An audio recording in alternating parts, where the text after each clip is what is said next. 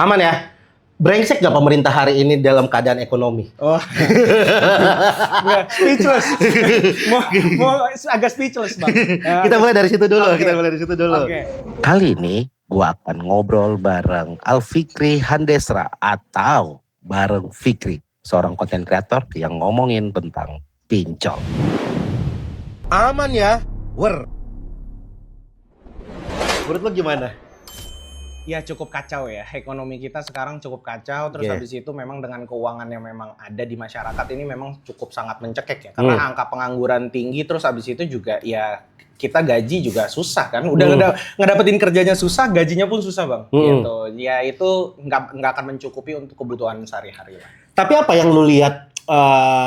Ini gue juga nanya ke direktur Selios, Bang Bima ya. Gue nanya, tapi menurut gua, ya gue paham dikit ekonomi ya, karena jurusan gue ekonomi. Yang bikin chaos adalah bagaimana cara memandang ekonominya, makro atau mikro, ya kan? Banyak orang yang melihatnya makronya, ya kan? Orang nggak lihat mikronya. Begitu sebaliknya, lihat mikro menimbulkan ketakutan, tapi orang nggak lihat makronya juga. Nah, tapi kan sebenarnya selain makro dan mikro, yang gue lihat adalah gap yang sebenarnya masyarakat jadi kesel adalah gap. Gapnya semakin jauh antara yang menurut gua kaum menengah tuh udah nggak ada. Yang ada miskin atau kaya. Betul. Udah nggak ada. Mau ketarik bawah apa ketarik atas? Ketarik bawah atau ketarik atas. Ini masalah nasib nih. Nasib dan kerja keras nih sebenarnya nih. Tapi ya kenapa gap ini begitu jauh? Karena pada saat ada aja pembelaan orang ketika ekonomi lagi hancur. Tapi konser musik laku. Masih banyak orang liburan ke luar negeri, luar kota, rombongan. Masih banyak orang yang flexing. Tapi banyak juga orang yang hari ini nggak punya apa-apa. Dia awalnya kaum menengah jadi bawah. Betul. Ya kan? Betul. Nah, apa yang terjadi? Gap ini beneran ada? Apa ini cuman adalah permainan propaganda? Atau keadaannya emang sekarang udah kebagi dua? Kaya-kaya, miskin-miskin. Kalau menurut kacamata lo? Kalau menurut gue bang, gini. Ini tuh udah jadi behavior dari masyarakat kita sebenarnya. Ini gue ceritain ya dari pengalaman hidup gue sendiri ya, di mana waktu gue tinggal di Bali sama tinggal di sini. Nah di lu awalnya di Bali? Bukan, maksud gue pernah gue asalnya Jakarta. Cuman gue pernah tinggal stay di Bali di tahun 2025. Dalam rangka menenangkan hati dan jiwa raga. Jadi kita ceritain dari awal ya, biar orang tahu nih. Iya. Oke. Menenangkan hati dan jiwa raga. Kenapa gue memilih ke sana? Karena memang posisinya adalah di sana lebih slow living. Terus abis itu lu nggak ke pressure terhadap gua itu gede di Jakarta. Yang dimana gua tuh selalu kacamata gua adalah gua harus kaya. Nah ini tuh sebenarnya gap yang dimana kemudahan yang kita miliki di sekarang itu ngebuat gua nih simple aja ya. Kita lagi susah nih ngelihat Denza keluar dari dealer kan sebel sih. Iya kayak lah kok susah tapi ada Denza nih keluar gitu. Nah yang dimana posisinya adalah itu mobil kan mahal banget gitu. Nah kita itu akhirnya ketarik, kita tuh pengen punya. Ego ya? Ego. Nah karena gini, kita diajarkan di sekolah kita untuk menabung pintar dalam ekonomi. Tapi tetap bang, kalau misalnya posisinya dimanapun kita berpijak, kita di dekat tempat sampah kan bau sampah. Nah di mana kita dekat parfum, harum ya. Nah kita posisinya adalah di sini dihadapi dengan kenyataan realita. Memang orang-orangnya konsumtif. Kita di saat memang nggak bisa beli, kita ngerasa gagal, padahal ngapain dia harus digagalin? Cuman kan itu susah.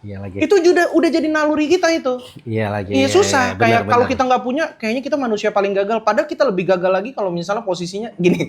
Sebelum orang punya hutang, pasti semua mikir,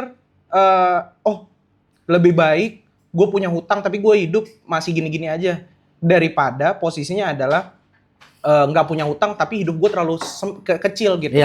Akhirnya itulah orang berani untuk berhutang. Karena apa? Karena anjir dia pakai motor, gue cuma sanggup pakai sepeda, gue paksain deh nyicil motor. Gitu. Ya kan itu yang terjadi. Karena aduh motor bebek lagi lama nih. Dia naik Ninja kok bisa ya? Nah kok bisa itulah yang jadi ngebuat kok bisa orang, itu ya?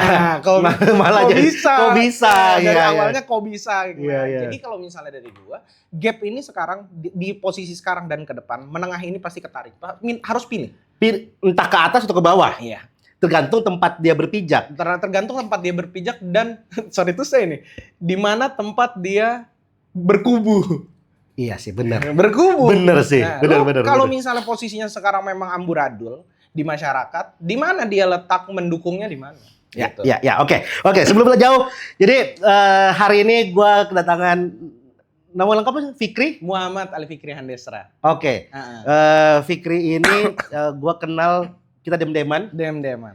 Ngikutin konten gue ternyata dan puji Tuhannya menjadi inspirasi lah. Lu jadi konten ya. Betul. Lu jadi konten. Betul. Nah ini biar clear karena daripada nanti konten ini dikomentarin Seskap Teddy bahwa inflasi pengamat. Oke. Jadi background lu tuh apa? Ahli ekonomi? Enggak. Bukan. Pengamat ekonomi? Enggak juga. Jadi pengamat lu apa? Gua itu lulusan IT. Gua posisinya kuliah gua IT. Nah, di Brawijaya.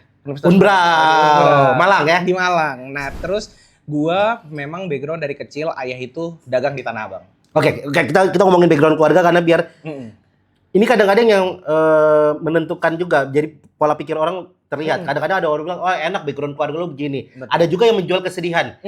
Gua bukan keluarga siapa-siapa. Ya. Tapi pas dicari-cari tahu siapa-siapa. Betul. Oke, berarti keluarga lu emang pedagang? Emang pedagang. Gua to be honest, gua dari kecil sampai gua lulus, gua gak pernah susah. Anjing. Gua katakan itu. Gua begini, gua nggak enak. Tapi gue juga nggak cukup. Gue cukup. Pas lah. Cukup. Lu termasuk orang yang ini gue nakar kemiskinan nih. Di rumah lu mandi pakai gayung? Enggak. Gue nggak pakai gayung. Wah enak banget loh. Iya. Gue masih pakai gayung. Adek gue yang nggak pakai gayung nih. Jadi gue kalau gue, biar clear ya misalnya. Gue hidup dari nenek gue single parent, guru.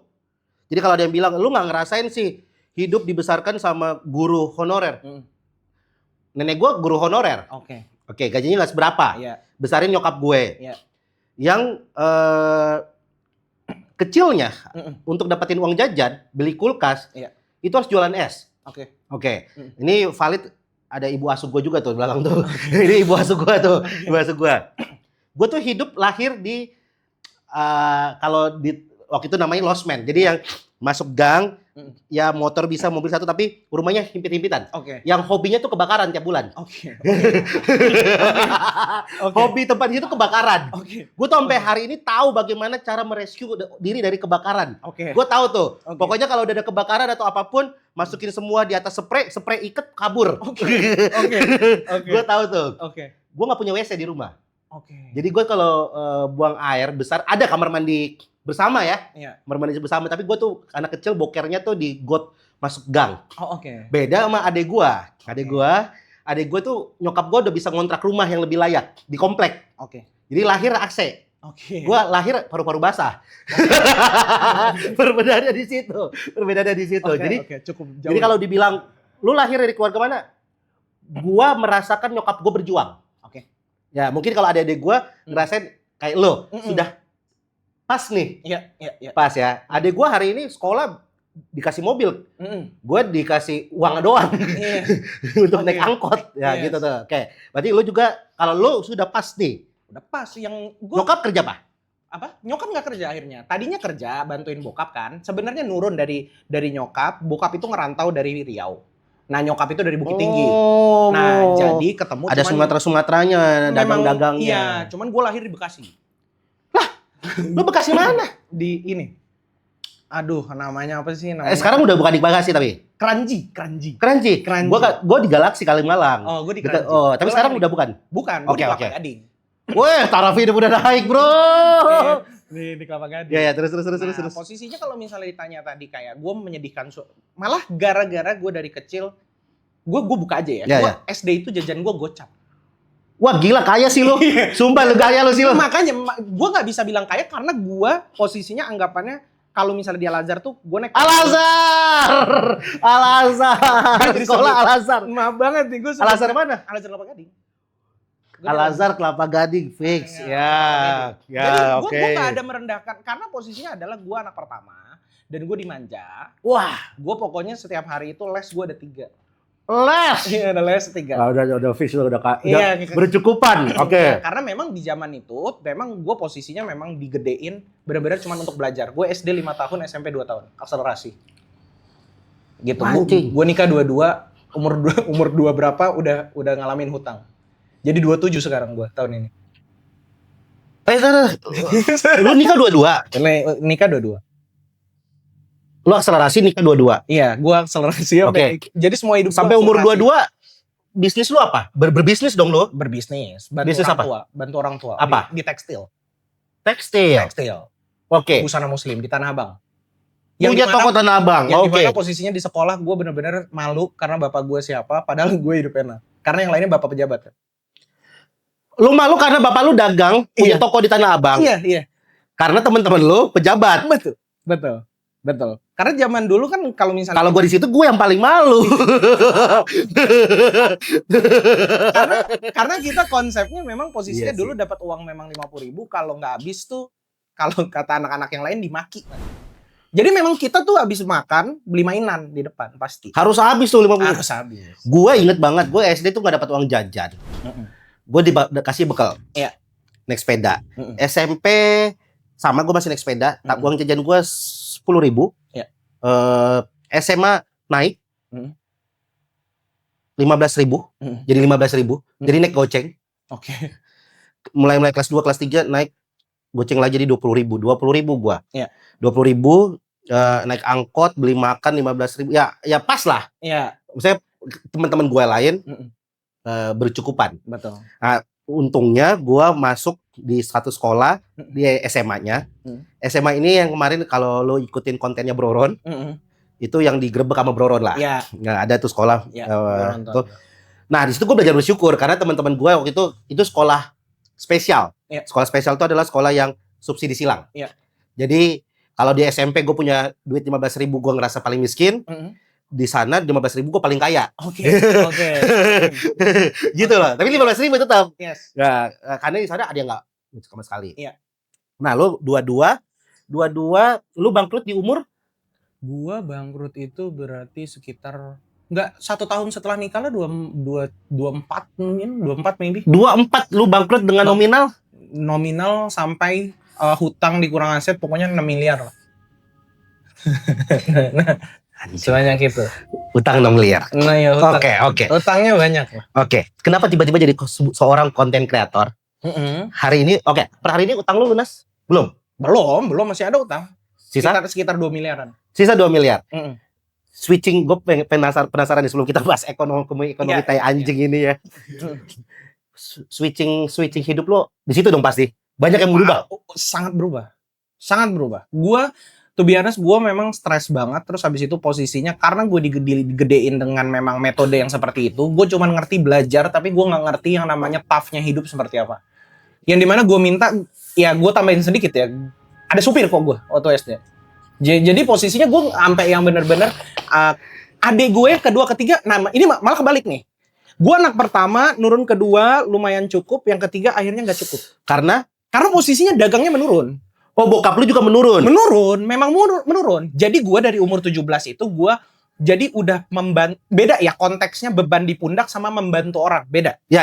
Di umur 17 tahun gue udah membantu bokap untuk menyelesaikan masalah keuangan ini, gitu. Gue udah ikut dagang. Oke.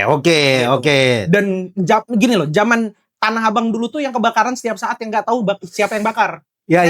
Itu Tanah Abang tuh, zaman bokap gue di mana kebakaran setiap saat. Tapi di situ untung. Di situ malah untungnya. Emang ada tumbal. Di situ. Ada tumbal. Iya. Oke. Gitu. Lu bangkrut karena apa? Jadi sebenarnya terlepas dari satu sebenarnya dari memang perusahaan yang memang gua bina itu memang cash flow-nya amburadul. Ya. Nah, terus habis itu ada juga yang kena hack juga. Ini kena hack secara IT atau hack manusia? Dibobol hack manusia. Oke. Terbobol keuangan gua. Oke. Nah, terus habis itu sebenarnya banyak yang dimana gue terlalu berani karena semua hitungan di atas kertas itu tidak sesuai dengan apa prakteknya. Yes. Jadi paham gue tuh. Jadi gini, gue tuh mencontoh sebenarnya apa yang diajarkan sama bokap gue. Tetap maksudnya kita nih berani, cuman perhitungan tetap harus matang. Tapi kan di kita posisinya kayak gampang lah gitu. Ya, paham gue. Dalam hidup gue posisinya kalau misalnya memang kita kasarnya aja ya, kita tuh bener-bener namanya ujian jelek, remedial, tapi setidaknya nyogoknya zaman dulu kita pakai contekan, akhirnya ujung-ujungnya bisa lolos juga. Ya. gitu. Nah, menurut gue remedial itu nggak ada yang nyata di hidup gue. Gitu. Terus habis itu kayak misalnya gue mau masuk kampus dan lain dan sebagainya gitu. Menurut gue kayak pasti ada jalur-jalur ninjanya nih. Gitu. Jadi nggak ada yang pure di saat memang lu mengalami jatuhnya hutang ini kayak paling ada yang bantu, paling keluarga mampu gitu. Sedangkan gue ternyata dididik keras untuk posisinya adalah tetap dibantu sama mereka tapi sesuai dengan limitnya. Ternyata setelah bokap nyokap gue adalah mengajarkan untuk melepas semuanya. Wah, gue nggak bisa. Nggak bisa tuh? Nggak bisa. Itu utang 6 miliar ada pinjol juga? Ada pinjol juga.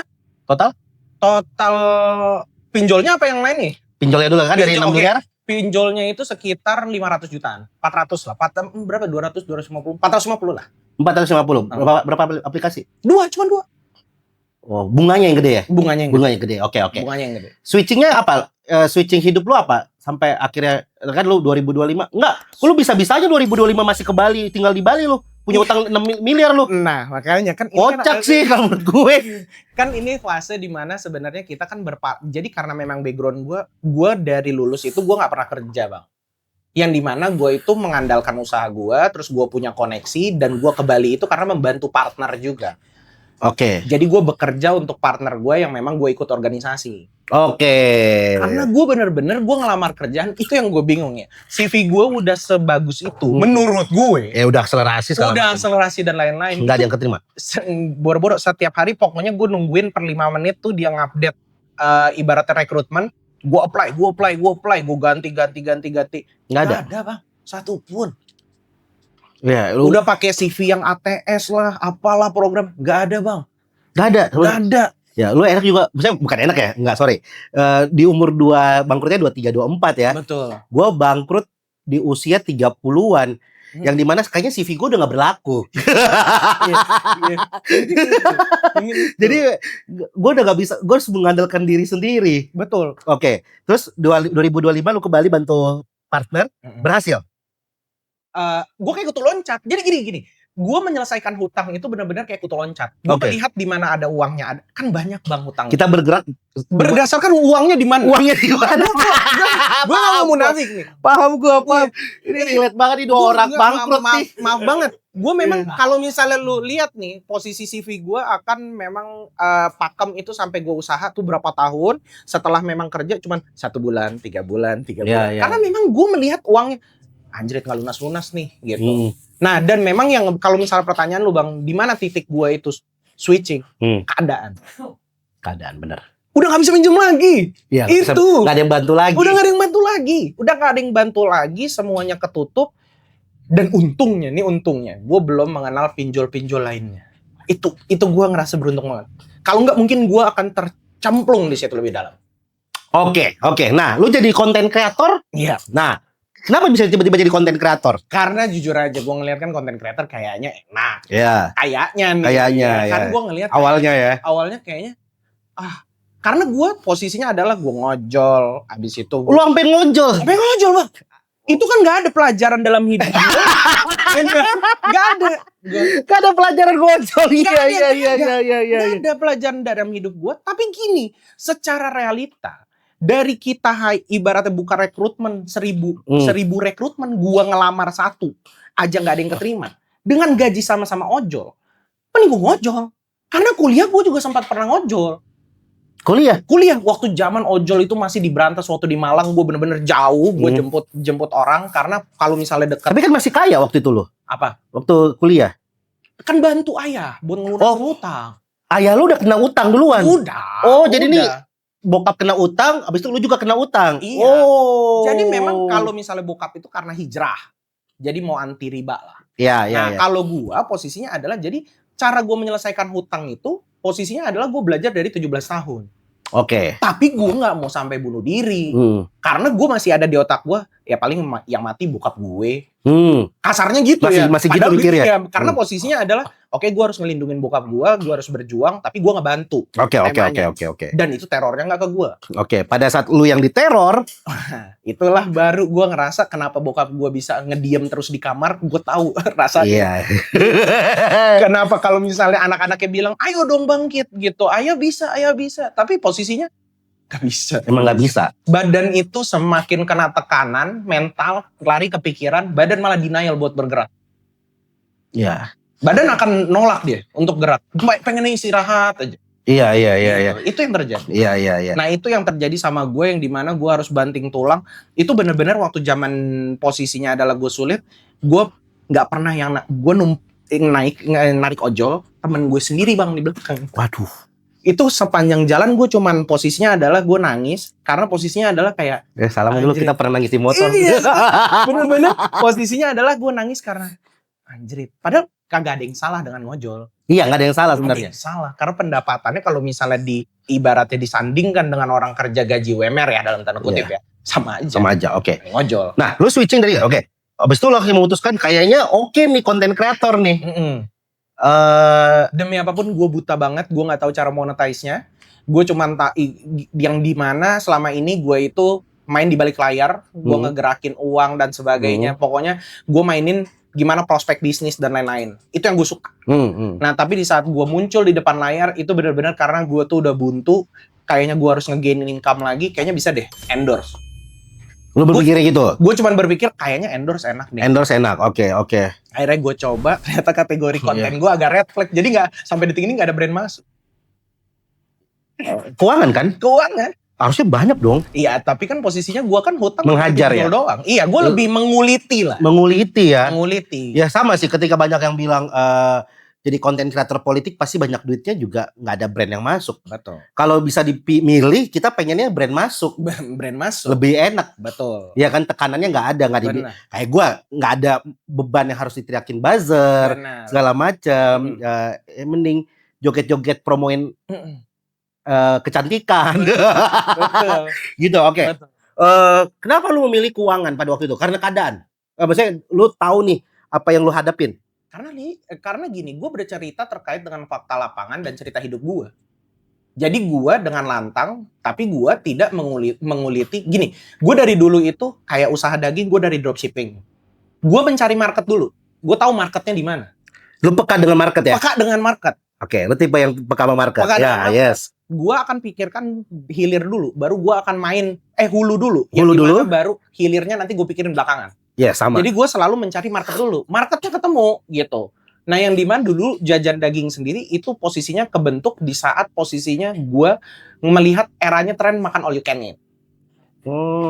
Jadi orang COVID benar-benar posisi. Paham gua. Nah, pola pikirnya lo. Ya, jadi gue memang hulu dulu gue tangkap. Terus abis itu pas banget nih ada market yang sangat gede menurut gua. Content creator ini. Content creator dan berbicara terkait dengan hutang. Pasti relate orang Indonesia. Karena posisi kondisi ekonomi kita memang seperti ini. Akhirnya benar.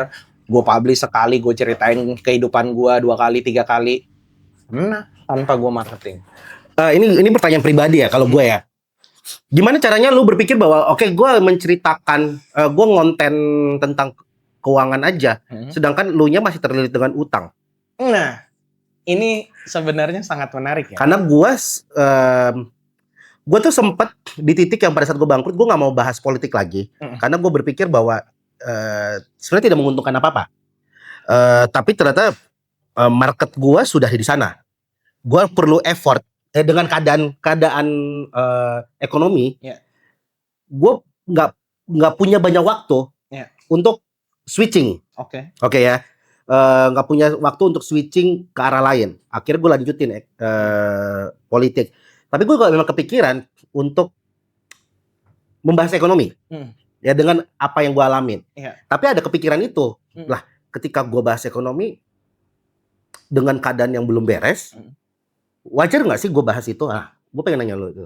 Gue sebenarnya posisinya itu dari awal itu karena gue memetakan di market gue. Jadi gue akan fokus terhadap hal itu. Dan gue punya teman-teman yang ibaratnya kuat dalam ilmu seperti itu, yang selama ini gue juga dapat ibaratnya ilmu dari dia. Nah itulah yang gue paparkan. Cuman kalau misalnya lu tanya, sebenarnya akan jadi mirroring. Karena gue masih punya hutang. Iya, itu dia. Nah itu dia yang dimana memang sekarang agak memang kena di gua itu terkait dengan mental gua karena gua nggak bisa lari. Namanya orang punya masalah di hutang, pengen kan ditempatkan di satu tempat dulu ya. Nah tapi ternyata rezeki gua tuh ada di situ. Wah menarik tuh. Jadi memang akhirnya gua mendalami, tapi memang lelah badan, mental semuanya dan lain-lain gua rasakan sekarang lelah.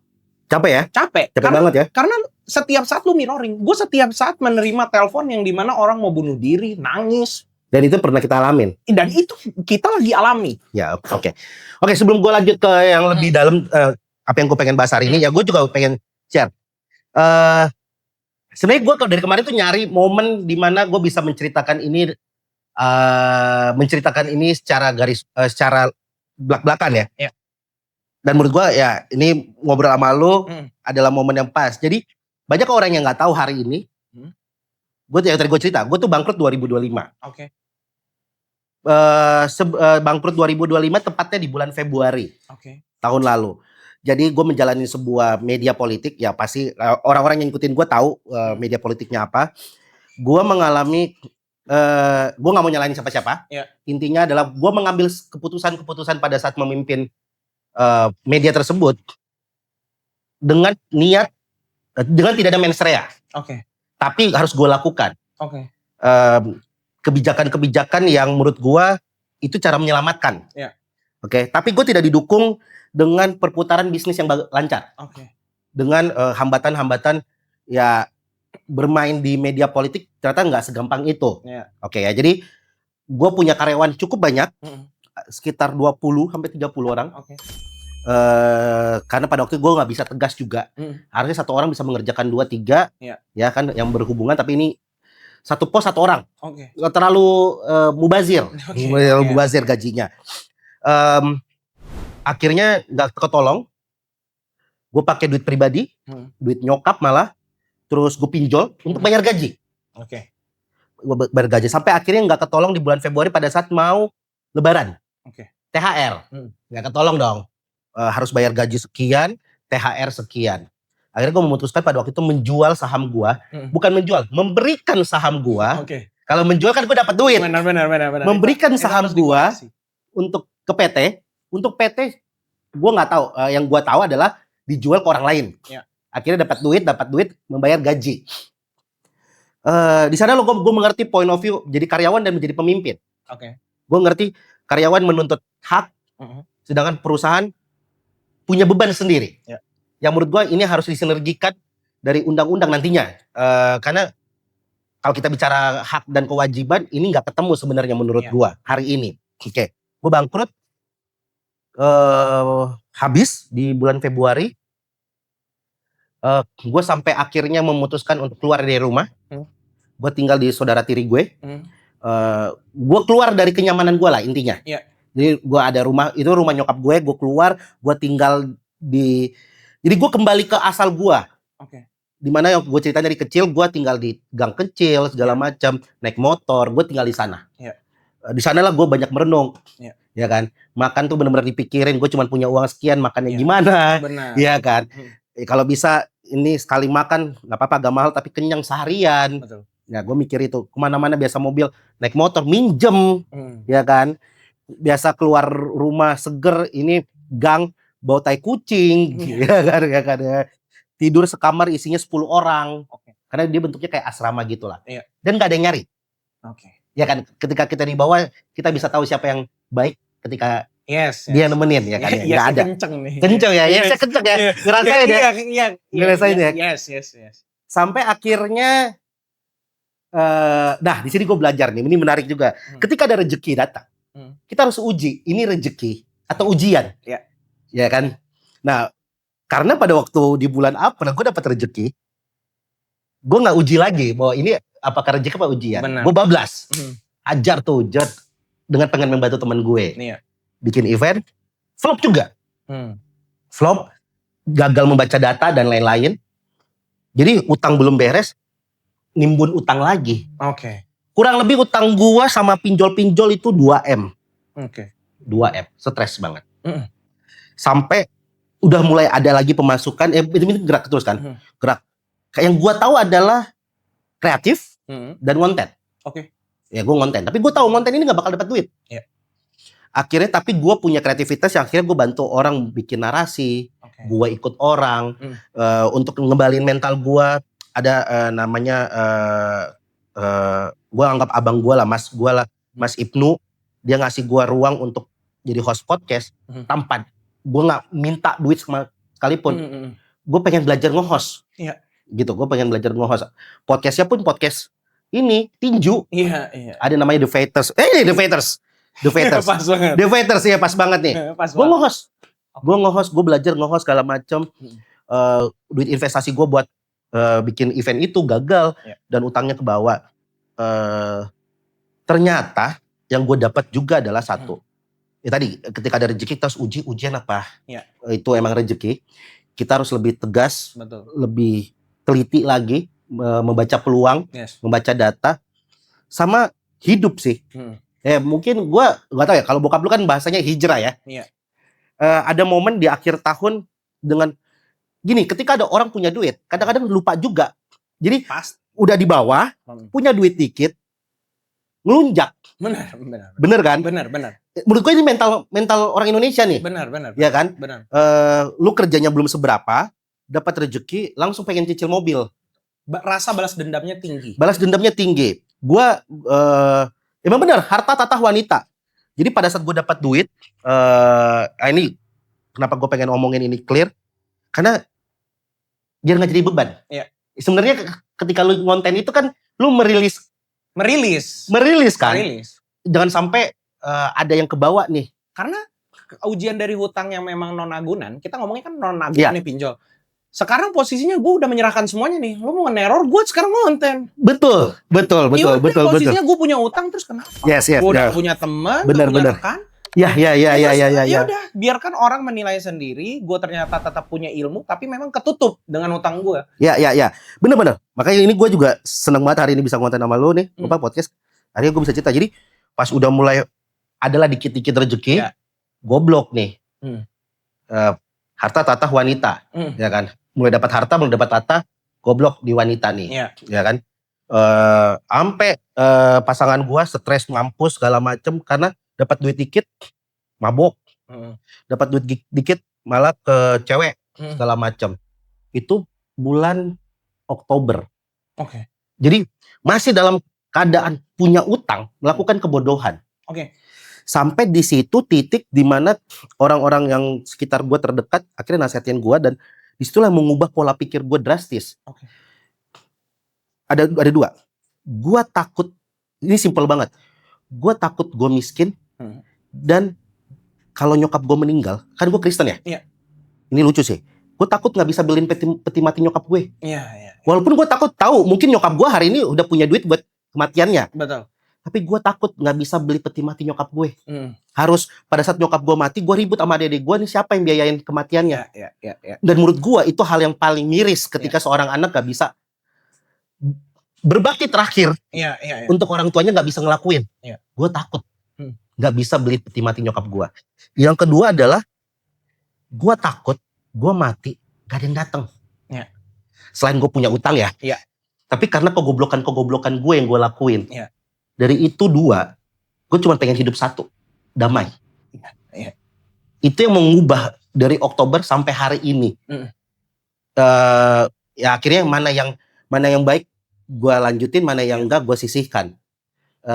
Gue nggak peduli nggak punya temen, gue nggak peduli nggak punya kerjaan yang, gue tuh sampai yang hari ini gue nggak mau loh terima kerjaan di klub. Dulu gue kan punya grup karaoke ya, gue nggak mau. Gue nggak mau. Gara kelakuan gue, pasangan gue trauma mampus. Gue kemarin di Februari dapat sinetron Ramadan. Ada adegan gue punya pasangan di sinetron itu. Karena trauma, pasangan gue jadi overthinking kemana-mana. Gue ngomong ke orang TV-nya, gue nggak mau. Kalau nggak, gue mundur. Karena yang gue kejar damai. Nah, merubah itu keadaan. Nah, sebelum kita masuk ini pertanyaan gue. Seberpengaruh itu keadaan ekonomi bisa mengubah pola pikir dan kehidupan manusia? Sangat berpengaruh. Yang dimana posisinya adalah karakter itu berubah di saat kualitas dompet kita naik atau turun. Itu bisa merubah kepribadian seseorang. Jadi kalau misalnya dompetnya tebal, dia bisa songong. Tapi di saat dia terkucilkan, dia pasti jadi manusia yang paling gak percaya diri, ataupun mereka ngerasa gak ada nilainya sama sekali. Padahal value yang ada paling besar adalah di otak kita. Kekreativitas kita itu ada di sini. Di akal kita. Tapi kenyataannya di sekarang adalah ada di dompet kita. Iya sih, benar sih. Jadi orang nggak, posisinya adalah coba aja, semua orang pasti merasakan yang dimana dompetnya isi 100 miliar gitu ya, atau 100 juta deh, 100 miliar kebanyakan, 100 juta sama 1 juta masuk ke klub mewah, dia akan nunduk kalau misalnya ternyata saingannya adalah yang punya 100 juta semuanya. Iya. Padahal sebenarnya dengan lu masuk klub yang private, lu tuh udah masuk ke dalam golongan orang itu. Tapi rasa tidak puasnya itu. Rasa tidak puasnya. Egonya juga main ya. Egonya main. Yang dimana posisinya adalah dia ngerasa kayak, kok udah jelas-jelas bisa masuk ke lingkungan orang yang punya uang 100 juta gitu. Walaupun uang lu 1 juta, tandanya otak lu tuh nilainya 100 juta gitu. Yes, betul. Sama kayak mereka. Dan begitu kebalikannya, ketika lu tidak punya apa-apa, disitulah menurut gua kita bisa menghargai Betul. segala sesuatunya gitu. Betul. Kita bisa ngukur mana teman, Betul. mana keluarga. Betul. Kita bisa ngukur, bisa melihat yang awalnya kacamata kuda jadi helikopter view. Betul. Wah, ini goblok banget nih gua nih. Ini goblok banget, keputusan goblok nih, keputusan goblok nih. Betul. Tapi kesalahan sebenarnya ada juga letak kesalahannya dari situ. Apa? Yang dimana posisinya kalau misalnya di saat kita lagi susah, banyak di saat kita enak, kita jangan memframingkan di saat kita susah, kita selalu kacamata susah. Coba teman kita susah. Iya. Gimana sebenarnya adalah kita itu nggak mau berteman sama orang yang bermasalah dalam tanda kutip. Sebenarnya orang bukan tidak, gue ngerti maksud lu adalah. Iya. Bukan kadang-kadang mereka pergi, tapi mereka tidak mau into terhadap masalah kita. Betul. Karena mereka sebenarnya juga punya masalah. Gua akan ngebela dari segi yang memang itu ya. Iya. Tapi kalau di framing kita, memang akan ada yang people come and go lah. Ya, oke. Iya. Oke. Nah, sekarang masalahnya. Pinjol dulu deh ya. Iya. Akhirnya kan banyak orang yang akhir hari ini berpikir, ya salah satu yang mengubah pikiran gua adalah tidak selamanya utang diselesaikan dengan utang. Ya, betul. Itu yang akhirnya mengubah gua, sangat mengubah. Gua daripada gua nggak, kalau emang gua nggak bisa makan, gua lebih baik berusaha mati-matian. Mau gimana pun makan, ya udah, kalau emang dapatnya dikit-dikit aja dah. Ya. Daripada gua harus minjem untuk bisa makan. Betul. Walaupun itu kebutuhan. Benar. Ya kan, ada yang bilang kan, lu kalau minjem buat modal nggak apa-apa. Tapi menurut gua hari ini enggak. Minjem buat modal itu juga resikonya risky. Betul kan? Nah, banyak orang yang kayak gue bayar gaji karyawan gue dulu pakai pinjol. Terus bertahan hidup dulu pakai pinjol. Ya. Di luar sana banyak banget orang yang karena mikir gajinya. Kayak tadi kita off cam kita ngomong bahwa ternyata yang pinjol ini kacap-kacap nih, kepala cabang, orang-orang yang kerja di kantoran, di tower, pangkatnya oke, tapi dia pinjol. Karena gue yakin pikiran dia adalah gue bisa bayar. Ya, itu pasti terlintas dari pikiran mereka. Dia nggak tahu keadaan ekonomi ke depannya bagaimana. Iya. Yang penting kita pikirkan sekarang dulu. Yang nanti biarlah nanti, itulah kita punya prinsip. Oke. Nah, menurut lo bahayanya pinjol, seberapa bahayanya? Kalau kita hari ini bilang bahaya, pasti bahaya. Tapi gue pengen lebih dalam lagi, seberapa bahayanya pinjol. Sama, lu kan dari kemarin ngonten bareng sama Pak Bray. Ya kan? Pak Bray juga udah pernah kesini. Konsultan pinjol. Oke. Beneran konsultan atau pura-pura konsultan? Oke, jadi gini, sebenarnya awalnya itu dibalut dengan nama konsultan itu sangat baik ya. Karena di bisnis pun ada konsultan bisnis. Dan tidak semua konsultan bisnis dia benar-benar sukses dalam berbisnis. Karena dia pintar dalam bidang teori, bukan praktikal. Nah, tapi saya juga sebelum ibaratnya menghujat mereka, saya juga mau kita bahas konsultan pinjol dulu nih, baru pinjol ya. Karena layernya beda nih. Nah, yang dimana konsultan pinjol ini hadir yang tanda kutip tadinya saya mikirnya adalah memanage bagaimana hutang itu penyelesaiannya seperti apa. Karena hutang ini kan maraton, nggak ada yang dikelarkan secara instan. Ternyata konsultan ini banyak dibalut sama orang-orang yang tidak capable. Saya pun tidak bisa membuka konsultan karena saya nggak ekspertis di bidang itu. Malu dong. Kalau misalnya posisinya saya punya bisnis konsultan, tapi ternyata lu basicnya di mana? Di IT atau enggak? Gue usaha. Ya posisinya adalah gue buka law firm, nggak bisa gue. Gue bukan orang hukum. Ya betul. Nah, cuman pada prakteknya mereka itu konsultan pinjol ini dia tahu market kita itu butuh apa. Gue kalau misalnya mau jadi orang jahat, mungkin gue juga buka kali konsultan pinjol. Kalau misalnya gue pengen jadi orang yang jahat, ya gini, memanfaatkan kesempatan dalam kesempitan itu memang boleh-boleh saja. Cuman jangan jahat-jahat juga lah sama orang. Jahat-jahatnya seperti apa? Contoh, mereka melakukan yang namanya gini loh, orang itu butuh solusi instan, toh kita itu bilang aja sama mereka kalau teror ini tidak akan hilang karena tidak bisa dihapus ataupun di backup. Karena posisinya sudah diambil di saat mendownload ataupun mencairkan aplikasinya. Tapi mereka menjual, oke, saya bisa backup, Bu. Oke, saya bisa tiban data, Bu. Saya bisa hapus data. Yang dimana posisinya itu jahat. Itu nggak bisa. Data itu diambil di saat mencairkan. Bagaimana mereka meniban data tersebut? Ini kan akal-akalan mereka. Karena orang yang datang itu sudah... Tidak punya... Jangankan kita brainwash ya. Tanpa di brainwash, dia udah posisinya udah akal mereka itu. Orang datang dengan udah pesimis sama hidupnya. Maksud lo adalah orang-orang yang orang-orang kayak kita yang pernah kelilit, yang sampai hati ini masih kelilit utang, ketika datang Mesia, itu akan nurut. Betul, datang nabi atau malaikat gitu. Iya. Saya adalah jawaban utang kalian. Iya. Nah, posisinya adalah saya yang bergerak, ibaratnya saya tidak menamai konsultan ataupun pendampingan. Saya itu cuma melayani orang yang sesi private sama saya. Itu sampai yang kita nggak buka aja nahan diri, ibaratnya kita nggak bisa ngedampingin, Bu. Utang ibu tetap utang ibu. Mereka sampai mohon-mohon, sampai sujud-sujud sama saya, Mas Fikri tolong bantu saya, backup saya. Tapi kan nggak bisa ya. Nggak bisa, saya siapa? Gitu. Nah, konsultan ini masuklah dengan membobol, yang dimana banyak prakteknya itu, kalau dulu itu pinjol ilegal mereka bobol. Karena pinjol ilegal sendiri itu kan debt collector-nya nggak datang. Terus abis itu pinjol ilegal ini kan tidak terdaftar di OJK, jadi jelas lah mereka nggak bisa main-main. Nah, abis itu praktiknya adalah pinjol legal. Mereka membelah pinjol legal itu jadi banyak nih kasus hutangnya misalnya 600 nih, pulang-pulang jadi 900 dengan alasan di backup. Jadi masnya Bang Gian nih kayak seakan-akan nih jadi punya duit karena dia ngebobol seluruh aplikasi pinjol legal yang ada limit. Karena biasanya orang datang itu di saat memang baru mau jatuh tempo. Ada yang sudah terlambat tapi kebanyakan udah ketakutan yang mau jatuh tempo. Nah, di saat memang selik itu kan masih bersih, di saat mau ibaratnya baru mau jatuh tempo. Di situ limit-limit di pinjol lain itu mungkin saya kalau kena di joki ya, ataupun konsultan. Nah, jadi konsultan ini sama dengan joki. Oke. Konsultan nggak bener ini sama dengan joki. Konsultan yang nggak bener ini ya. Oke, ya. Konsultan nggak bener ini ya. Karena banyak oknum-oknum konsultan. Mungkin ada konsultan beneran untuk penanganan hutang. Tapi blurry, ketutup, jadi kebanyakan sama yang memang prakteknya joki. Membobol dari aplikasi pinjol legal yang memang masih bisa mereka manfaatkan. 50%-nya mereka ambil. 50%-nya dikasihkan ke nasabah. Tapi itu belum cukup. Yang dimana kalau mau di backup bayar lagi sesuai dengan nominal. Dan itu rata-rata dia ngambil 50%-nya lagi dari situ. Akhirnya ujung-ujungnya nasabah itu dijanjikan salah satu SKPP yang memang masyarakat Indonesia, kita nggak memungkiri ya, orang Indonesia suka banget punya surat sakti. Yang dimana surat sakti itu nge-brainwash mereka aman, mereka nggak diteror lagi.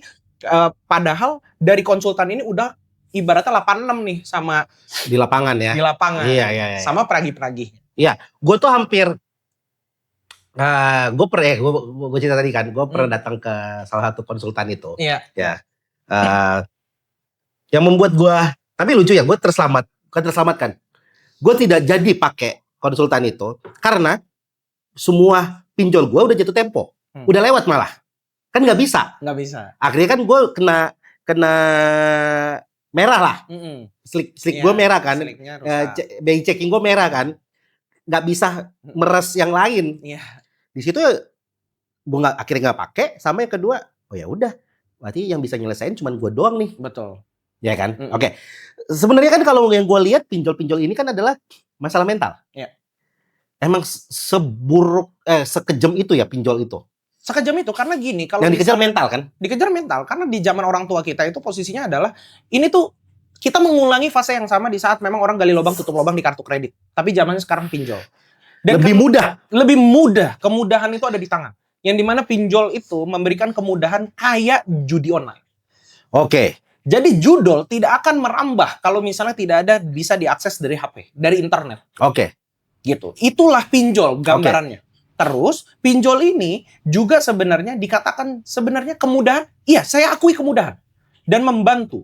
Tapi ada satu hal, karena mereka memanfaatkan kesempatan dalam kesempitan, mereka melanggar ada batasan-batasan aturan yang sudah ditetapkan oleh pengawas negara sendiri. Oke. Tapi gue bikin narik begini. Hari ini orang tuh boros, emang karena gaya hidup, atau karena ekonomi yang emang makin turun juga. Oke, jadi penggunaan pinjol menurut saya sendiri berdasarkan data yang saya udah tarik, kebanyakan orang satu yang tadinya minjem konsumtif, terus abis itu switching jadi produktif, dan kebanyakan sebenarnya yang poin kedua adalah produktif. Memang dia minjem untuk hidup. Satu, anaknya sakit, walaupun ada BPJS, tapi kalau anaknya mau kenapa-napa kan, ya posisinya harus lebih cepat penanganannya, gitu. Karena memang BPJS antri, akhirnya dia harus menggunakan hal itu. Terus yang kedua adalah biaya pendidikan yang dia pengen anaknya tetap sekolah. Yang paling krusial adalah buat makan aja nggak ada. Itu jadi nggak bisa digolongkan. Kalau belum berbicara terkait dengan data aktualnya, jangan bilang kalau misalnya pinjol ini hanya untuk orang konsumtif ataupun untuk orang judol. Itu kan narasi yang selalu dibangun. Padahal sebenarnya orang buat bertahan hidup. Sama kayak orang gunakan kartu kredit yang dimana sekarang PHK itu kan massal. Nah, dia kan butuh napas. Nah, napas inilah dibangun sebenarnya karena mereka tidak ibaratnya bankable. Dia akan mengambil yang memang unbankable ini, akhirnya mengambil pinjaman online ini. Kalau dibuat sistemnya rigid dan memang bagus, ini sangat membantu masyarakat dan tidak ada angka NPL atau angka macet yang tinggi yang terjadi di masyarakat. Oke. Dan hari ini kan sebenarnya outstanding dari pinjaman online ini kan udah nyampe 110 triliun. Dengan total pengguna pinjaman online itu sekitar 45 juta. Itu data per Februari kalau nggak salah. Oke, pertanyaannya adalah harusnya bangkrut dong perusahaan pinjol. Harusnya. Kok bisa?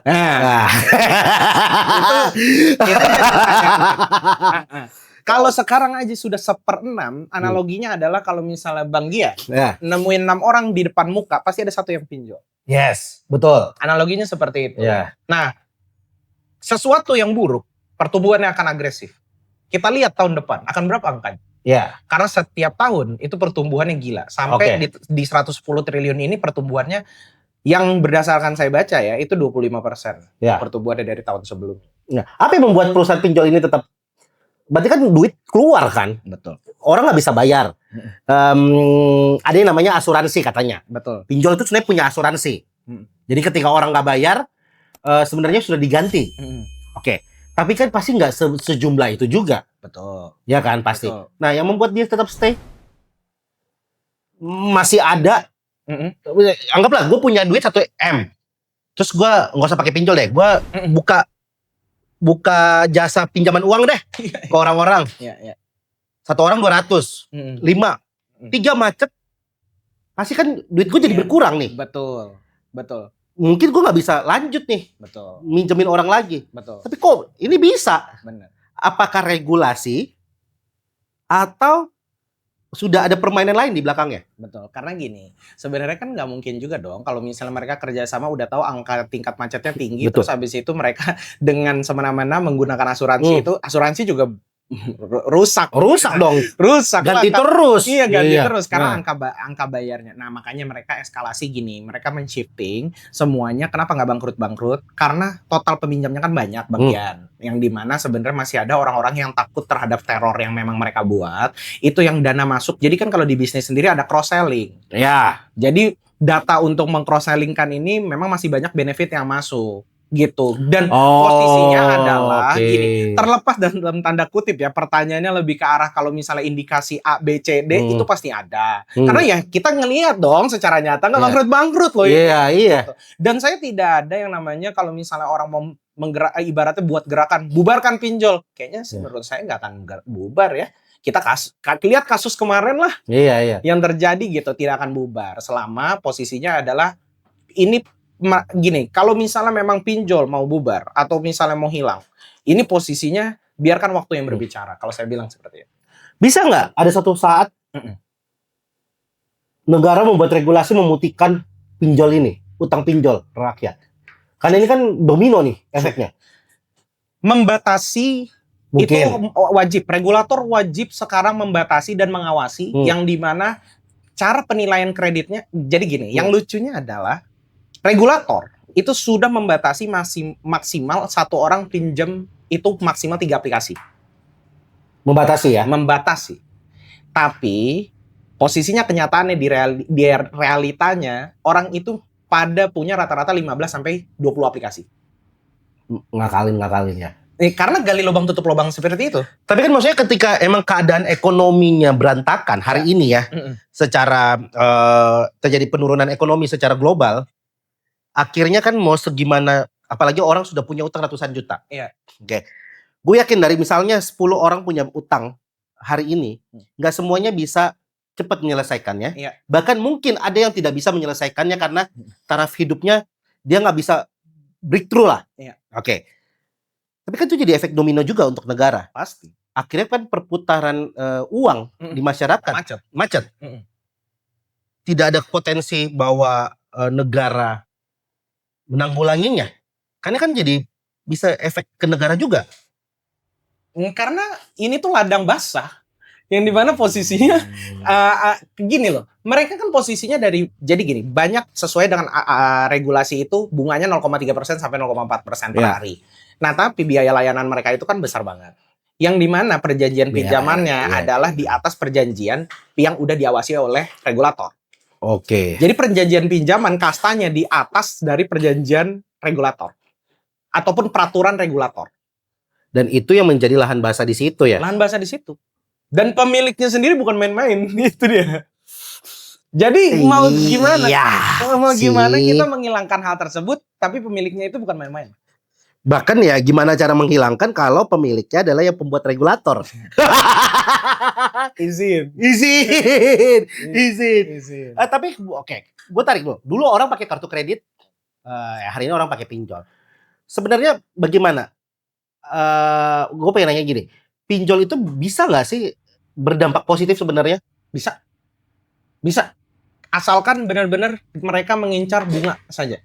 Apa? Mengincar bunga aja. Bunga dari komponen kan kita kan namanya minjam ada bunga, keuntungan untuk pihak perbankan kan. Ya.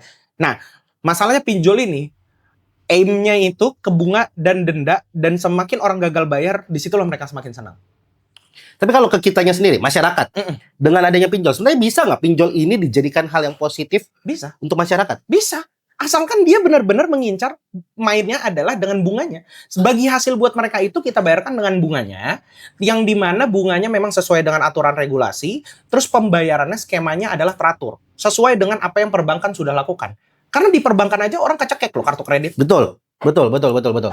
Ya coba aja, karena KTA, kartu kredit sama pinjol itu setara semua, modelnya non-agunan. Iya. Nggak ada jaminan. Nggak ada jaminan ya. Mereka nggak bisa sita aset dan sebagainya.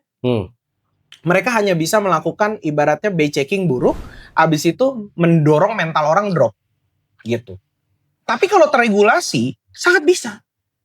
Sangat membantu, saya bilang. Saya dukung. Kalau pinjol posisinya adalah memang benar menerapkan 0,3% ya, sesuai dengan aturannya. Karena sebenarnya 0,3% tuh nggak gede loh. Iya, kalau saya bilang kalau kita bermain dari agunan jadi cukup besar. Kalau tetap cukup besar. Kalau sama perbankan. Karena kan ada teman-teman gue juga yang bermain dengan dana bridging. Iya. Ketika lu punya project dana bridging itu cukup gede, 0,5 sampai 0,7. Karena kan kalau misalnya dari situ kita bisa memihak dari kacamata si perusahaan pinjol, karena risk yang dia taruh memang lebih besar. Lebih gede, betul. Itu paham. Wajar. Iya. Gak apa-apa agak lebih besar. Masalahnya ya karena memang orang ini unbankable, nggak masalah. Cuman jangan gini loh, yang terjadi adalah 0,3 sampai 0,4% per hari itu bunganya. Dendanya 0,6% per hari. Jadi udah dari pokok dibungain, dendanya ini membungakan bunga lagi. Akhirnya bunga berbunga. Iya, itu yang menjadi semakin berat sebenarnya. Semakin berat. Orang itu posisinya minjem pinjol itu bukan orang-orang yang nggak mau tanggung jawab. Mau tanggung jawab. Tapi bingung. Saya juga bukan orang pro galbay. Gagal bayar. Sama pro gabay. Nggak bayar. Kalau nggak bayar emang kriminal. Saya dukung kalau itu ditangkap. Walaupun kita memang tetap hutang piutang adalah perdata, tapi itu memang ada masuk deliknya, penipuan sama penggelapan. Gitu. Nah, gimana caranya? Sekarang mungkin lebih ke gimana caranya ketika orang sudah terlanjur masuk. Ketika tadi lu bilang kan, orang-orang tuh bukan tidak mau menyelesaikan pinjol atau utang kemanapun ya, tapi terlalu berat. Mungkin dari pengalaman lu segala macam, bagaimana cara menyelesaikan kerumitan keuangan ini? Gini, orang banyak lupa yang dimana prinsipnya adalah 80% gimana cara bayarnya, 20% cara yang ngasilinnya. Akhirnya badan itu jadi denial untuk kerja. Padahal harusnya kita tetap mikirin bagaimana menambah penghasilan kita untuk mengakselerasi percepatan bayarnya. Nah, yang dimana kalau misalnya Bang Gian nanya kayak langkah apa yang harus kita lakukan pertama kali? 1, putus komunikasinya. Karena itu yang membuat psikis kita kena. Gimana cara putus komunikasinya? Cara putus komunikasinya, posisinya adalah gini loh. Kita gunakan HP yang terdaftar. Yang dimana di sini sudah masuk teror dan sebagainya dan lain-lain. Kalau memang kalian posisinya memang nggak tahan terhadap hal itu, pakai HP lain, pakai nomor lain. Tinggalin aja tuh nomor lain. Tinggalin aja itu nomor. Karena apa? Salah satu cara untuk putus komunikasi itu bukan kabur. Kalian tetap kirim surat pernyataan itikat baik kepada perusahaan-perusahaan tersebut. Nah ini nih, sorry gue potong ya. Gak semua orang tahu alamatnya. Gak semua orang tahu gue harus hubungin kemana. Betul. Bahkan ketika kemarin-kemarin gue ada beberapa pinjol yang sudah kelar, ya. Gue tuh nunggu mereka hubungin dulu, ya. Baru gue melakukan negosiasi. Betul. Tapi kan gak semua orang punya pemikiran seperti itu ya. Betul. Nah kemana? Sebenarnya gini. Inilah yang makanya boleh sebenarnya sistem penanganan kita. Ini kan makanya bedanya perusahaan pinjol sama perbankan. Perbankan itu tetap ada manusia yang ngelola. Betul. Nah, kita punya utang di Mandiri. Betul. Kita tahu datang ke Mandiri. Datang ke Mandiri. Yang dimana pinjol ini kan sebenarnya banyak office-office-nya yang memang kita nggak tahu nih sebenarnya di belakang dari pinjol si A ini kerjasamanya sama siapa gitu. Iya. Nah, akhirnya ujung-ujungnya kita hanya bisa menghubungi CS. Nah, call center-nya, customer service-nya sendiri itu modelnya kayak robot. Di saat kita nanya, mereka cuma ngebalasnya template. Karena itu yang terjadi di saat ada orang mau itikat baik bayar. Sebelum mereka telat, jawabannya adalah maaf kakak nggak bisa mengajukan keringanan. Iya, betul. Karena kakaknya lancar. Terus abis itu di saat udah terlambat, mereka malah jawabnya maaf tidak ada kebijakan seperti itu. Terus yang kedua, biasanya setelah kami analisa kreditnya, kakaknya belum mampu untuk mendapatkan keringanan, jadi kakaknya harus melunasi secara langsung. Loh, logikanya di mana? Iya. Oh, nyicil aja kagak mampu. Iya. Nah, terus habis itu keringanan ini tidak diberikan. Itulah makanya kenapa sekarang kalau misalnya memang regulator mau nanya gitu ke saya, gagal bayar itu tingkatnya tinggi karena memang sistemnya. Kalau sistemnya diubah dan dipermudah, itu akan ke filter klaster mana yang nggak mau bayar, gagal bayar karena iya sih. Itu akan ke filter klasternya. Benar. Akhirnya ketahuan mana orang yang sudah diberikan kemudahan, tapi tetap tidak mau bayar. Iya, itu sama orang yang mau bayar.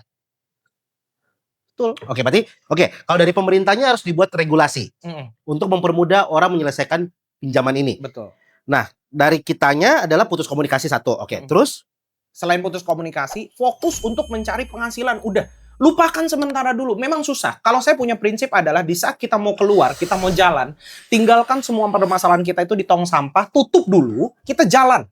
Mau dapat duit, nggak dapat duit, yang penting kita keluar. Kan kalau misalnya kalau di saya sendiri diajarin sama orang tua saya, mencari nafkah itu kita harus keluar. Kita jemput bola. Jangan nunggu. Ini adalah obrolan gue juga sama ada anak stand up namanya Po Citra. Ini mungkin kalian bisa nonton nanti kalau udah tayang di YouTube-nya Biang Project. Oke. Bantuin mikir. Po Citra ngomong gini. Salah satu cara keluar dari kemiskinan karena dia miskin adalah keluar rumah. Keluar rumah. Lu naik motor keliling-keliling, nggak mungkin lu nggak dapat duit. Betul. Nggak mungkin lu nggak bisa makan. Kalau orang zaman dulu nyari koper duit. Iya. Semoga di jalan ketemu koper ada isinya duit. Iya. Karena Po Citra bilang, kalaupun lu nggak keluar dapat duit, setidaknya lu pasti bisa dapat tempat cara untuk makan. Yes. Kayak dia bilang, ya gue kalau nggak ada duit, gue keliling, siapa yang bisa gue bantu? Benar. Kalau nggak ada, di Indonesia ini kan pinggir jalan banyak tanaman-tanaman. Iya. Ada tiba-tiba kangkung lah ketanam, daun singkong lah ketanam, daun pepaya lah ketanam, banyak kan? Ya, lu tinggal izin ke yang punya, boleh nggak ngambil 3 lembar? Ini contoh bang, nyata di dalam hidup gue gak akan ketemu lu kalau gue nggak bikin konten. Gue posisi gini, gue konten kreator kecil. Iya.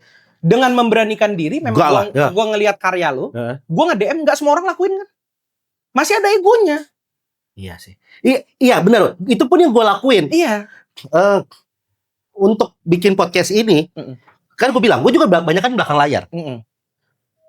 Pada saat gue belum punya kamera ini, lighting ini, set ini, adalah beberapa timku yang ikut dari awal bangun ini, gue pakai handphone.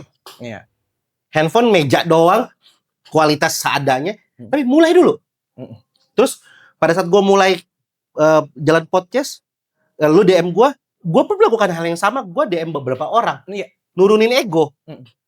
Mau nggak jadi tamu podcast gue? Iya. Segala macam. Berarti kan sebenarnya kuncinya adalah satu, putus komunikasi, kedua gerak. Jalan.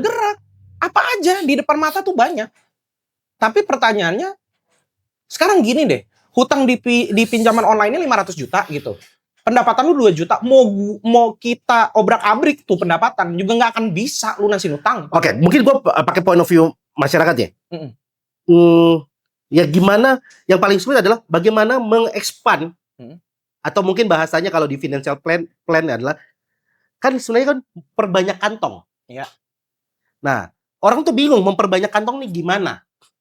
Karena dia posisinya jangan mikirin banyak kantongnya, fokus mereka itu adalah bunga sama denda. Bunga sama denda itu adalah di bisnis itu instrumen keuntungan yang bisa dinegosiasikan. Oke. Itu banyak orang tidak tahu, tidak mengerti. Kalau bunga sama denda ini yang dimana posisinya kegulung sampai 1 triliun terus kita nggak punya agunan, ya kita mau bayarin pakai apa? Sedangkan ini non agunan pinjamannya. Kita di saat diteror kita posisinya didatangi debt collector dan lain-lain, kita menghadap.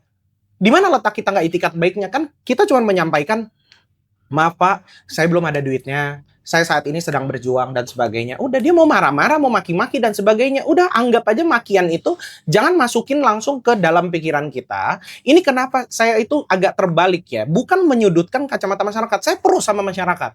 Tapi kalian juga jangan denial terhadap badan kalian. Kalian harus gerak, cari uangnya. Gitu. Jadi singkirkan dulu masalah hutangnya, cari uangnya, jangan dilupakan hutangnya, tapi nggak usah pikirin mau sampai dia ngelipat berapapun. Ada instrumen negosiasi.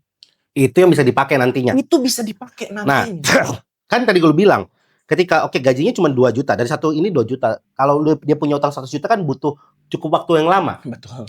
Nah, untuk bisa mengembangkan itu, lo caranya gimana? Sekarang itu banyak nih ya, kalau misalnya ada freelance, ada jadi virtual assistant, habis itu affiliator, terus habis itu bikin konten FB Pro misalnya. Ya apapun lah yang posisinya di saat memang kita bisa lakukan di depan mata, lakuin aja. Oke, affiliate, gini kuncinya. Jangan selalu jadi penonton, jadilah pemain. Dan itu yang lu lakuin? Iya. Apa yang lu lakuin selain konten lo? Selain daging gue tetap gue jalanin. Terus abis itu bantu bokap di konveksi gue jalanin. Terus abis itu di saat memang kosong waktu gue bikin ibaratnya konten ini, monetize dari konten gimana? Sesi private. Kalau misalnya memang nanti ada yang berbayar lagi, gue masukin. Sesi berbayar lu berapa? Kalau misalnya online itu 2.000 per menit. Kalau offline 4.000 per menit. Kenapa gue tarifkan seperti itu? Karena online itu menurut gue pastinya efektif cuma sesaat. Orang banyak memang butuh ditenangin doang. Gitu. Lucu juga ya bikin bisnis itu ya. Iya. Nemenin orang curhat pinjol ya. Oh, tapi itu sangat-sangat efektif di mereka. Menangin. Karena gini loh, orang yang punya hutang kadang itu untuk cerita ke teman tuh aib gitu. Iya. Kalau untuk kita bisa cerita gini kan harus punya mental yang kuat. Susah. Iya. Dan dia cerita ke kita kan pengen tahu ilmu dan solusi yang mereka punya gitu. Ibaratnya dia konsul sama, ibaratnya sesi private sama saya, terus dia pengen tahu ilmunya gimana cara nanganinnya, terus habis itu kakak tenang ya, tenang dulu, tarik napas dulu. Itu orang harus disuruh. Gitu. Karena dia posisinya dia sedang tidak bisa mengendalikan diri lagi brain fog, Bang. Iya. Benar-benar udah berkabut nih, kayak nggak ada jalan ke depan. Pokoknya udah masalah, kalau misalnya orang yang bermasalah pinjol, anggap aja udah lu di dalam gua yang gelap, cari aja titik mataharinya di mana deh. Dan dia butuh orang untuk bisa, nggak semua orang bisa sendiri. Nggak bisa, iya. Akhirnya lu melakukan itu. Betul, sebagai teman curhat. Awalnya teman curhat, gua nggak mau yang terlalu deep loh. Menceritakan pengalaman gua selaku yang memang pernah terjeblos di situ dan menyelesaikannya seperti apa, gue sharingkan. Akhirnya banyak yang mereka bilang, oh ternyata bisa selesai ya. Bisa. Karena gini, hutang kalau misalnya posisinya pinjaman online itu kalian kalut, ini untuk pinjaman online ya, case-nya ya. Kalau posisinya kalian mau bayarin sekemampuan kalian, seumur hidup kalian gak akan lunas. Oke.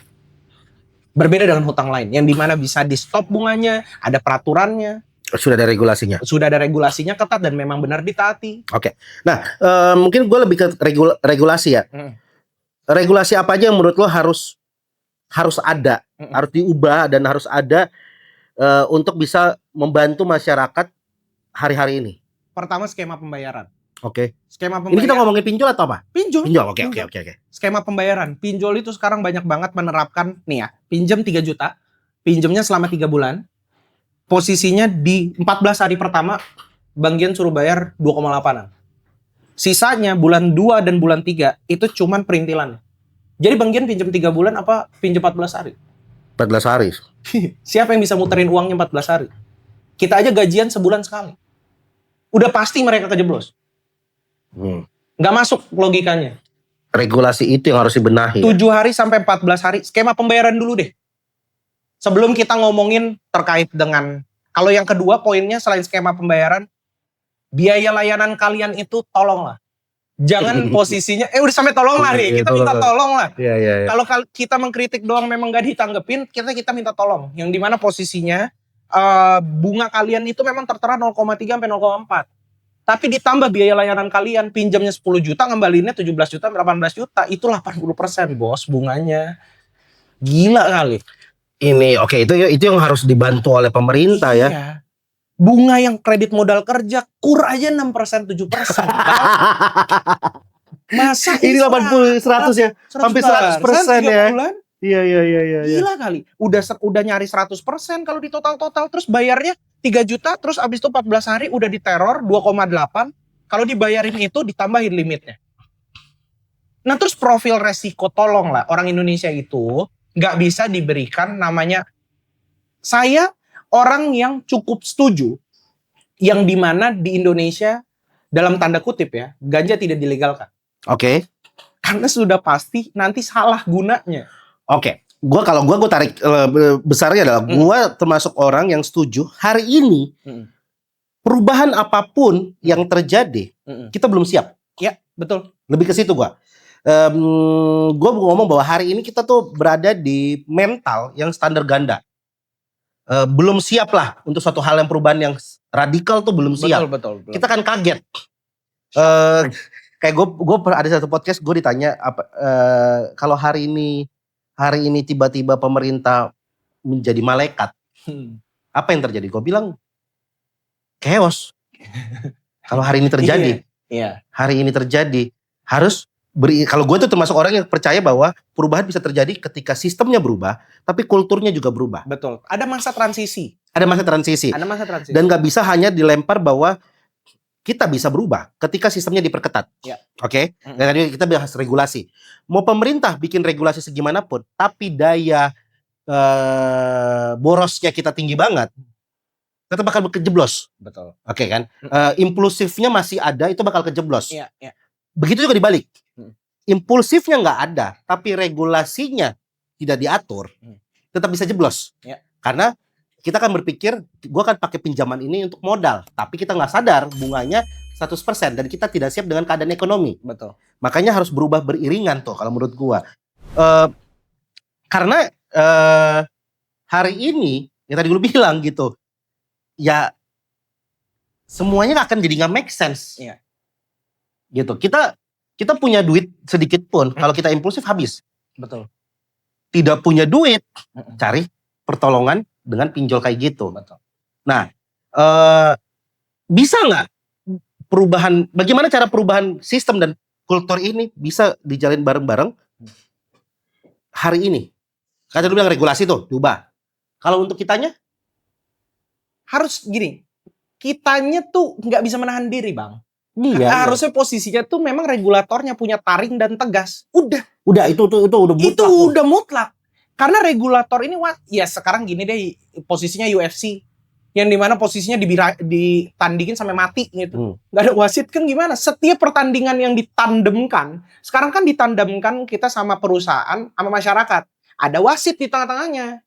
Wajib wasit inilah yang harus punya taring. Pertanyaannya adalah apa yang salah dari pendidikan finansial kita? Karena menurut gue ini kan dari dini juga nih harus diajarin nih. Betul. Apa yang salah? Mitos-mitos apa yang salah selama ini ditanamkan di kepala orang Indonesia? Sebenarnya bukan salah, tapi kurang tepat atau kurang lengkap. Kurang lengkap. Oke. Kurang tepat dan kurang lengkap. Karena kita behavior kita itu dididik dari kecil adalah pintar menabung. Bukan Harusnya pintar mencari uang. Kalau nabung itu posisinya adalah kita mendapatkan uang, kita bersyukur secukupnya aja. Menarik. Nah, kalau pintar mencari, di mana posisinya kita itu diajarkan bagaimana otak kita dipaksa kreativitas. Percaya atau enggak, orang yang lagi terlilit hutang, itu sebenarnya kreativitasnya, dia itu orang yang pintar, tapi dengan hutang akan ketutup. Karena ada tekanan. Dia nggak bisa mikir. Nggak bisa mikir. Betul, setuju. Itu yang kita rasain, dan saya rasain. Ya, sama. Iya. Kreativitas kita tuh jadi mandek di saat kita, kenapa harus putus komunikasi? Dan memang fokuskan ke satu arah, biar bisa mikir. Oke. Dan berkreativitas menghasilkan uang. Balik lagi, harus kreativitas, bukan salah. Berarti itu yang kurang tepat, bahwa kita cuma diajarin menabung tapi tidak diajarin untuk mencarinya. Betul. Sama akhirnya gue berpikir kalimat bahwa dulu kita sering banget, kalau gue sering dididiknya dengan omongan gini. Nanti kalau kamu udah punya uang, baru kamu bisa beli apa yang kamu mau. Yes. Menurut gue hari ini itu adalah omongan-omongan yang bisa menjebak kita. Betul. Karena adalah balas dendam. Balas dendam dari inner child kita. Betul. Dan itu bahaya banget loh. Bahaya. Cukup bahaya. Cuman orang yang seperti itu masih mending daripada yang benar-benar dikasih hadiah tapi tanpa ada syarat. Oh, oke. Lu setuju kalau cara mendidiknya adalah lu lakuin ini dulu, nanti gue kasih reward. Iya. Itu part of ada proses. Orang Indonesia itu kebanyakan itu tidak menghargai proses. Hanya mau sesuatu yang instan. Ada proses, Bang Gian. Iya. Sampai posisinya yang memang Bang Gian sekarang bisa ada di titik ini, ada proses. Lu kalau misalnya memang lu nggak keluar, lu nggak akan makan hari ini. Betul. Akhirnya lu keluar, Bang. Karena kita di otak kita tuh, ya kalau benar-benar gue setuju, karena di otak gue di titik di bulan Oktober tadi gue cerita, akhirnya gue mengerti reward and punishment. Iya. Gue nganggapnya gini, ini agak sedikit apa ya, spiritual lah ya, religi ya. Gue menganggap percaya, gue akhirnya percaya bahwa semuanya ada reward punishment dari alam semesta. Ketika lu bergerak melakukan kebaikan tuh buat diri lu ya. Iya. Karena di saat kita punya utang, lu masih berpikir baik sama orang tuh, ntar dulu deh. Iya. Lu harus fokus sama diri lu dulu nih. Iya. Gitu kan. Iya. Lu kan dapat rewardnya. Tapi ketika lu melakukan kesalahan terhadap diri lu, entah mengambil keputusan apa segala macam, lu kan mendapatkan punishment. Iya. Nah, itu yang mungkin kita suka lupa. Iya kan? Ketika menjalani hidup biasa-biasa aja. Betul. Dalam arti tidak ada masalah. Benar. Hidup itu perlu masalah, Bang. Perlu masalah ya. Penuh masalah. Iya, hidup itu penuh masalah. Cuman bagaimana kita memitigasi resikonya. Itu yang kita pikirkan. Sekarang kita udah tahu nih, kita berhutang, kita nggak bisa bayar. Dipikirin sampai botak juga, kita nggak akan bisa. Bang Gian ngeliatin makanan gitu, nggak punya duit. Bang Gian liatin aja terus. Makan nggak Bang Gian? Enggak lah. Cari duit dulu baru balik. Nah itu konsepnya sama ngelunasin hutang. Sampai mau mati pun lu kalau cuman lihat hitungan utang lu di atas kertas, anjing banyak banget ya. Iya. Terus habis itu misalnya dari perusahaan pinjol sendiri ngebungain lagi dari bunga terus dijadikan denda. Lu ngeliatin terus setiap hari tanpa lu ngapa-ngapain. Tuh angka kan naik mulu. Nggak turun. Nggak turun. Iya, nggak turun. Oke, berarti kalau yang dari pemerintah yang harus berubah lah regulasi.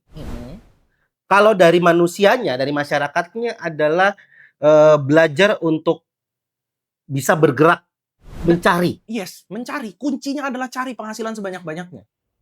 Kalian sekarang gini deh, yang dimana posisinya kalau dulu orang mikir kayak gak mungkin punya uang, ibaratnya punya utang 1 miliar.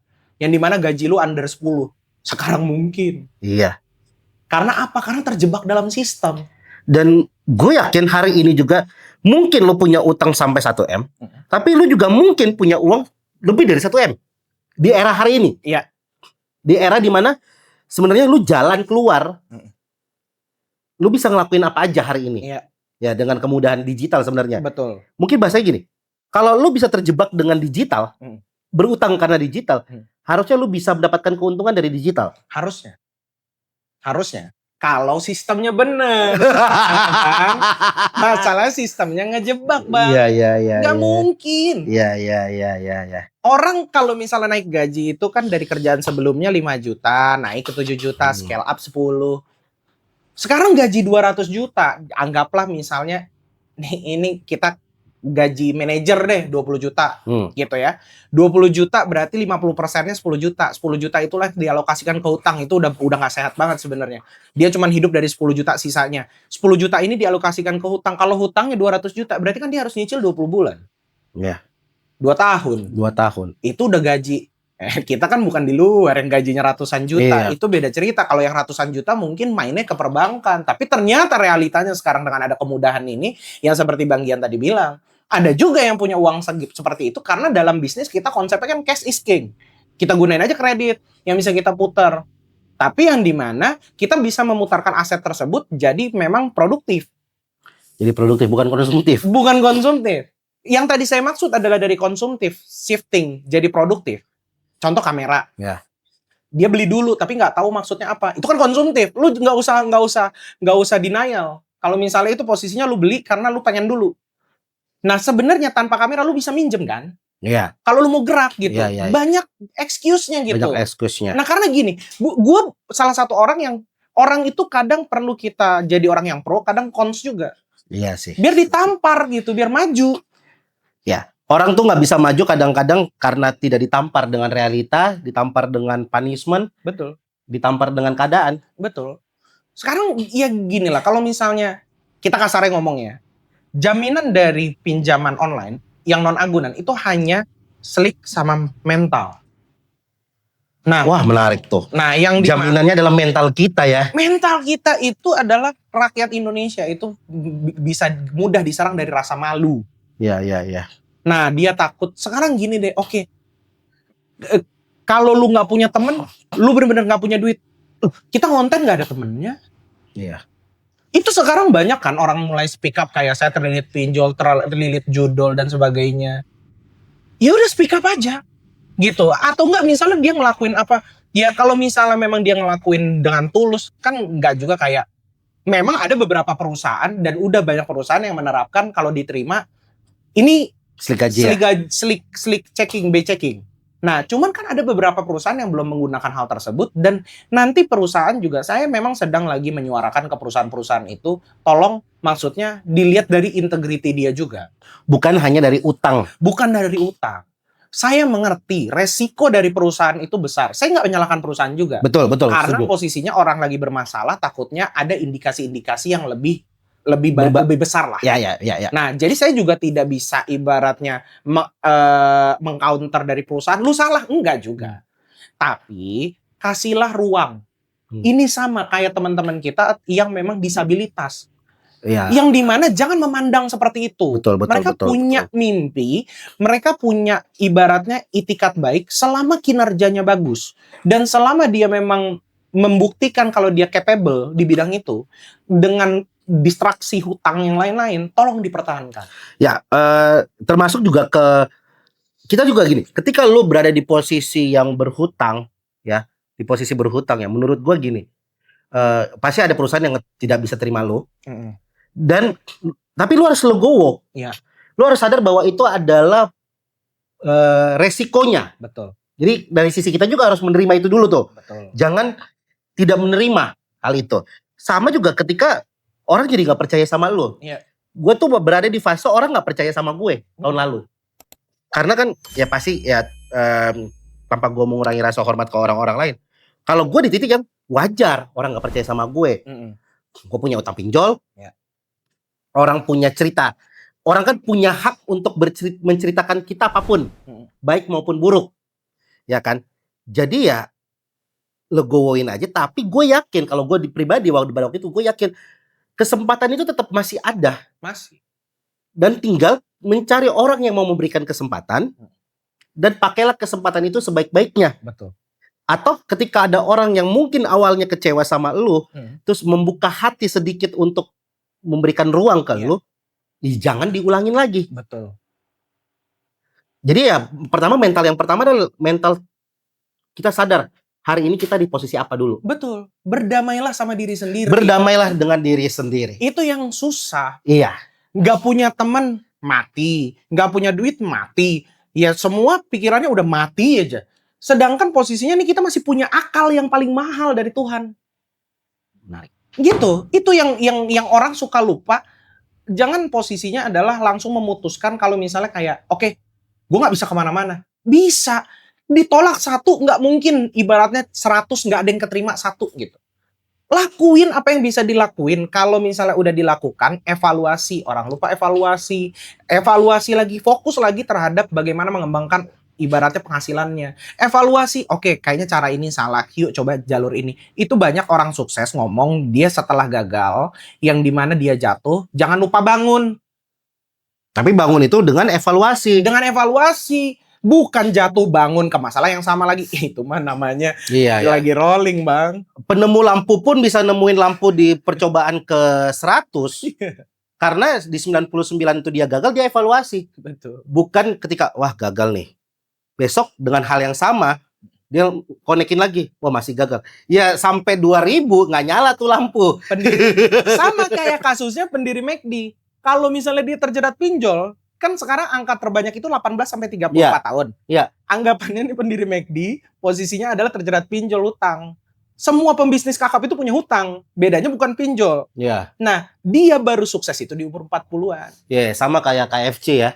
Iya. Dia sudah berkali-kali menawarkan resepnya ke orang-orang, nggak ada yang terima. Betul. Dan gue yakin ketika tidak diterima, pasti ada evaluasi. Entah mungkin bukan di resepnya, tapi bagaimana cara dia menjual, cara dia meyakinkan, cara dia ngomong ke orang, sehingga sampai akhirnya ada yang terima dan akhirnya bisa menjadi KFC hari ini. Betul. Karena memang semua hutang itu hanyalah nominal. Kenapa saya bisa bilang seperti itu? Tergantung kelas kalian di mana. Jadi mau hutang, kalian mikir posisinya sekarang, oh hutang saya gede banget ya, misalnya 20 juta. Ternyata ada orang hutang 6 miliar. Sama stresnya. Nominal, hanya nominal aja berbeda, karena kelasnya lain. Tapi stresnya sama, bebannya sama. Sama. Mau bunuh dirinya sama. Kalau misalnya posisinya tiba-tiba pejabat gitu ya, memang yang punya usaha benar-benar kokoh, yang dimana dia nanyain ke Bang Gian kayak, yaudah deh tukeran deh. Saya nggak pernah ngelola uang ratusan miliar, di saat dikasih tanggungan puluhan utang yang memang ratusan miliar, apa sanggup Bang Gian? Iya, pasti benar. Nah itu makanya, itu hanya semua nominal dan disitulah posisi yang harus diselesaikan. Di saat kita menghadapi batu ya, nah kan kita nyari gimana cara ngelongkapinnya. Ya. Jangan ditubruk terus terbuk ya mati. Mati. Aduh, thank you banget ya. Iya, you, jangan Bang. Menarik. Karena hari ini menurut gua kita gak bisa bergantung sama regulasi yang ada. Jadi gini, mungkin hari ini regulasinya belum sempurna. Ya. Mungkin keadaan ekonomi negara lagi tidak baik-baik aja. Ekonomi negara tidak baik-baik aja. Tapi itu jangan jadikan alasan untuk membuat kita mati karena keadaan. Ya. Menurut gua tanpa regulasi, tanpa apa segala macam, tanpa orang bantu lu, tanpa orang mau terima lu, tanpa regulasi yang menguntungkan lu, fokus sama diri lu. Ya. Lu tetap harus hidup. Karena utang tidak akan lunas kalau lu mati. Betul. Tapi itu yang gue takutin. Utang gue turun ke keluarga, ke anak, ke orang-orang sekitar gue. Makanya gue bilang, yang mengubah gue di bulan Oktober tahun lalu adalah gue takut gue nggak bisa beli peti mati buat nyokap, dan gue takut kuburan gue sepi. Ya. Karena orang nggak mau datang karena satu utangnya belum lunas, satu lagi keluarga gue males karena gue berutang. Iya. Satu-satunya cara bisa lunasin utang adalah hidup. Iya. Ya, sepakat ya? Betul, sepakat. Teruslah melangkah. Karena hutang bisa selesai dengan lu tetap hidup. Yes. Kalau jatuh bangun lagi. Pokoknya nggak akan ada namanya kehidupan itu tertutup jika kalian tetap terus melangkah. Dan orang bisa berubah pas ketika lu berusaha. Yes. Tanpa usaha nothing. Kalau kalian akan tenggelam dalam hutang selamanya seumur hidup. Oke. Gak ada yang bisa merubah kalian. Mau kalian sekarang kalau kalian gak jalan, kalian tetap hutangnya tetap. Tapi kalau kalian jalan, hutangnya akan terkikis secara perlahan. Kalian sudah dikikis mental, jangan dibawa ke dalam hati. Yang dimana mental kita ada di dalam diri kita, sampai kapanpun tidak akan bisa direnggut. Jadi mental tidak bisa diambil, kayak agunan. Mental itu bisa dikikis. Kalau mental kalian gak terkikis, kalian terus jalan, mentalnya akan pulih, hutangnya akan terkikis. Itu aja. Kuncinya itu. Oke, thank you banget. Hari ini Fikri udah datang ke podcast Amannya. Gue seneng banget bisa ngobrol kayak gini. Karena ini pasti sangat mengubah. Yang perlu diubah dari pola mindset orang-orang. Yes. Hari ini adalah bagaimana punya mental. Ya. Dan itu penting. Ya, Fikri punya layanan private untuk cerita. Ya, jadi bisa langsung ke Fikri. Mungkin bisa diskusi sama Fikri. Yes. Bagaimana cara menyelesaikannya. Betul. Thank you banget Fikri, semoga Jangan lancar ya. senang hati, Bang. Semua konten-konten lo. Terima kasih, kalau gue ucapin terima kasih. Siap.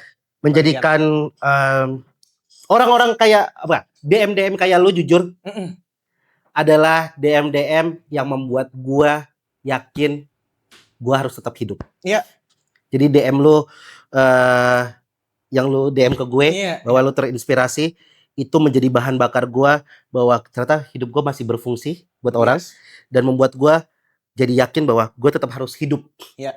Karena ternyata kita nggak pernah tahu hidup kita tetap berdampak dan dari situ kita bisa terus hidup menyelesaikan masalah-masalah kita. Yes. Kalau sekarang lu belum bisa dihargai sama orang, dihargai buzzer pun cukup. Thank you banget. Sampai ketemu lagi. Siap.